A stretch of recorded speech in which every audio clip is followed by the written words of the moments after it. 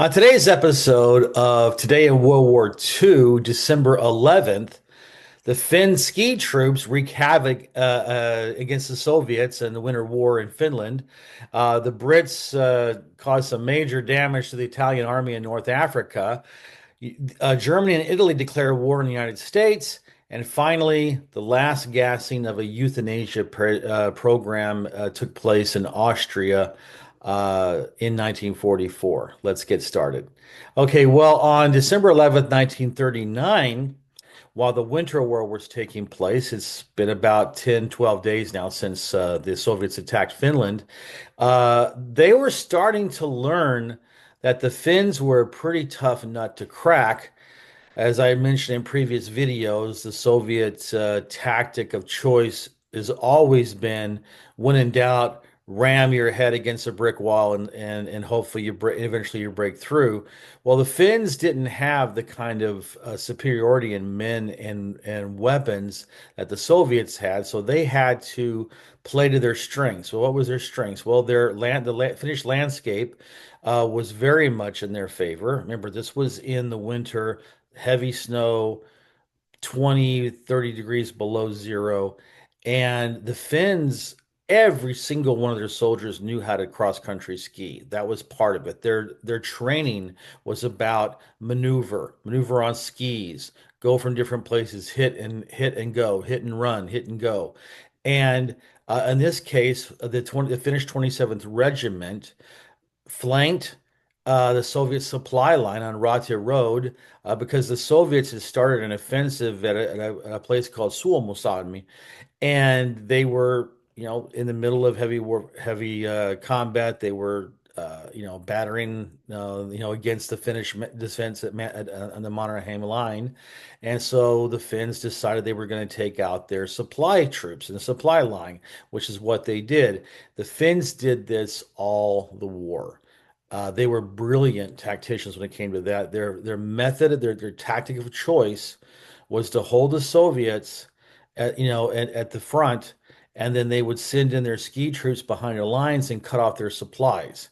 And then they would starve out the enemy at the front. They would basically isolate the head of the snake by going after the neck, where there wasn't much protection. And it was very, very successful. And this was just one example of that.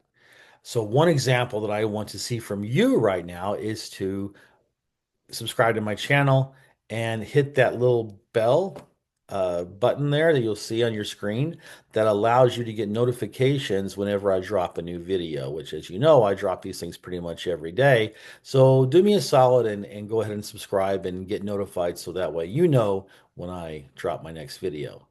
On December 11th, 1940, the British 7th Armored Brigade attacked the 64th Italian Infantry Division and did so with so much force that the entire division surrendered to the British.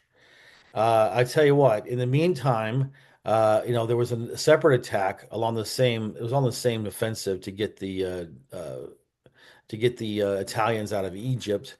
The Indian 4th Blackshirt Division and two colonial forced the surrender of the Italian 4th Blackshirt Division and two colonial Libyan divisions in the desert. So, if you figure that an average division consists of about 8 to 10,000 troops and support troops and everything included, then they took quite the haul of prisoners, probably about 20 plus thousand Italian prisoners just said, "No more war for us." And I deeply apologize for that last accent. It was inexcusable. But this was the opening of almost 3 years of warfare in North Africa. They would seesaw back and forth. When it first started in 1940, when the Italians declared war against the British, they thought it was going to be a walkover. They could just send all their troops, and they heavily outnumbered the British troops in Egypt. And so, but they weren't well trained. They couldn't maneuver. The British, while they were not as numerable in tanks and soldiers and so on and so forth, but they were professional army, and the Italians could not stand up against them.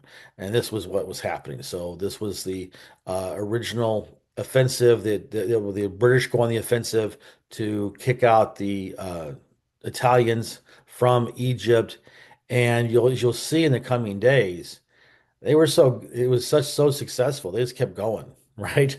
And so this was the first time that the Brits would go on the offensive and sweep across Libya. And then, as we'll see in future videos, there was always, of course, a German response. But in the meantime, happy days for the Brits, not so happy days for the Italians. Okay, but it's always a happy day for me when you like and comment on one of these videos. This is absolutely the lifeblood to help me grow my channel. Algorithm loves it when people like and leave comments. So I'd appreciate if you do that for me because I'm doing my darndest here to give you guys quality content every single day. So I would appreciate if you could do that. Thank you. Also on December 11th, 1941, Italy and Germany declared war on the United States. And of course, quid pro quo, the United States responded with a declaration of war on their own against the Italians and the Germans. I would put this out there as one of the worst blunders that Hitler ever committed in the war because there was no reason to attack the United States. The sentiment in the United States was against the Japanese. The Japanese had conducted a sneak attack on us, killed our sailors, sank our battleships. Everybody wanted their blood.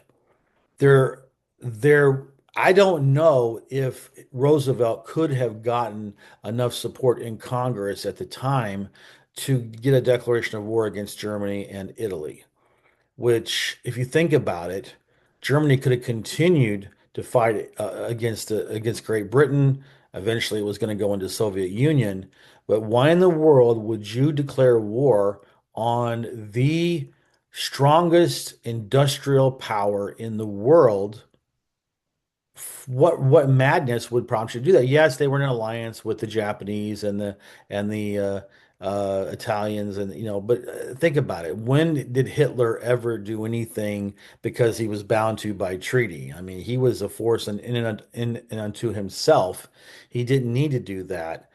But for whatever reason, he decided that he was going to go and say, okay, yeah, I'll let the world's strongest industrial power go against us and who will eventually swamp us with military might and armies and navy. And not only that, but will, uh, arm our most feared enemy, the Soviet Union, with arms and trucks and make them more mobile and all that stuff. So that was probably the biggest blunder that Hitler made in a long line of blunders.